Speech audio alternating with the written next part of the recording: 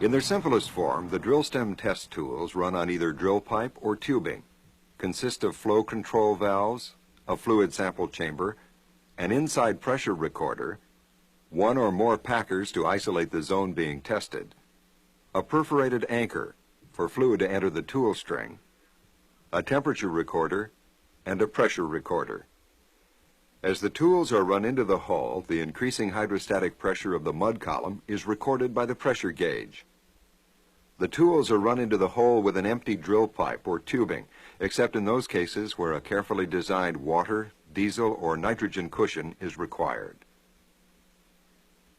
When the tools reach the depth of the formation to be tested, the packer is set against the walls of the hole or casing, thereby isolating the pressure of the mud column from the pressure in the test zone.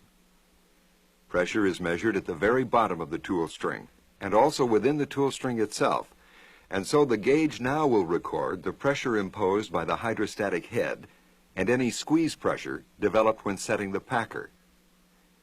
A flow valve is then opened, and the formation fluids are free to flow into the low-pressure drill pipe.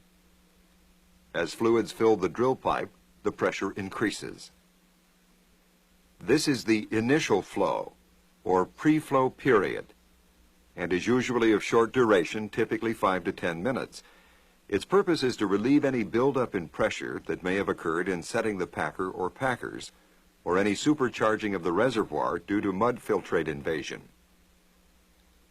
A control valve is then closed.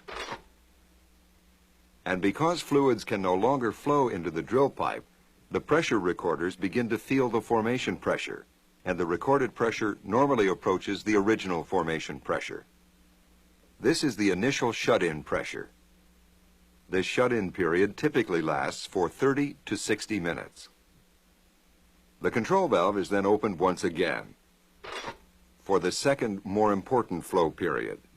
The test will last for 60 to 180 minutes for an open hole test and up to 8 to 10 hours for a cased hole test.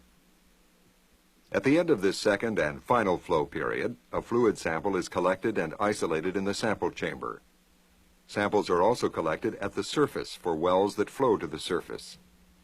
This final flow period is followed by a final shut-in period, which should last for about twice as long as the final flow period. This gives a value for the final shut-in pressure. Any produced hydrocarbons are then reverse circulated out of the test string. The packer is carefully released and the tool pulled to the surface. Note that the hydrostatic pressure imposed by the mud column at the bottom of the drill stem as soon as the packer is released is reduced as the tool string is pulled out of the hole.